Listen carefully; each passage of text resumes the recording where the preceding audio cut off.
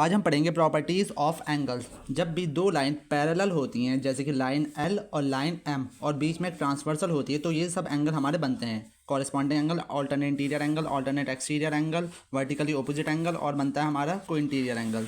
तो सबसे पहले हमने देखा क्या एंगल 1 और एंगल 8 क्या होगा हमारा, एंगल 1 इक्वल होगा एंगल 8 के, ये होगा कॉरेस्पॉन्डिंग एंगल। इसी तरह से एंगल 2 इक्वल होगा एंगल 7 के, एंगल 2 इक्वल होगा एंगल 7 के, एंगल 3 इक्वल होगा एंगल 6 के, एंगल 6 के, और एंगल 4 इक्वल होगा एंगल 5 के। ये हो गए हमारे कॉरेस्पॉन्डिंग एंगल।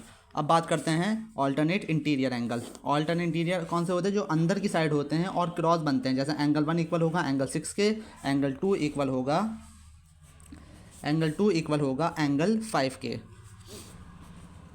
इसी तरह से अब आते हैं ऑल्टरनेट एक्सटीरियर एंगल।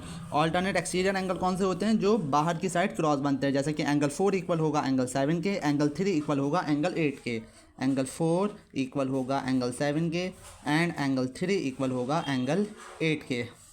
इसी तरह से अब आते हैं vertically opposite angle. Vertically opposite angle कौन सा होता है, एंड इस तरह से जब दो लाइन आपस में क्रॉस करती हैं, जब यहाँ और यहाँ एंगल बनता है, तो उसे कहा जाता है vertically opposite angle. Angle 1 equal होगा एंगल 3 के, एंगल 2 इक्वल होगा एंगल 4 के, इसी तरह से एंगल 8 इक्वल होगा एंगल 6 के, और एंगल 7 इक्वल होगा एंगल 5 के।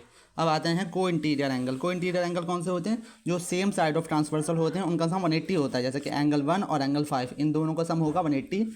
Angle 1 plus angle 5 equal to 180। इसी तरह से एंगल 2 और एंगल 6 इक्वल होगा 180। एंगल 2 प्लस एंगल 6 इक्वल होगा 180। That's all for today, thank you.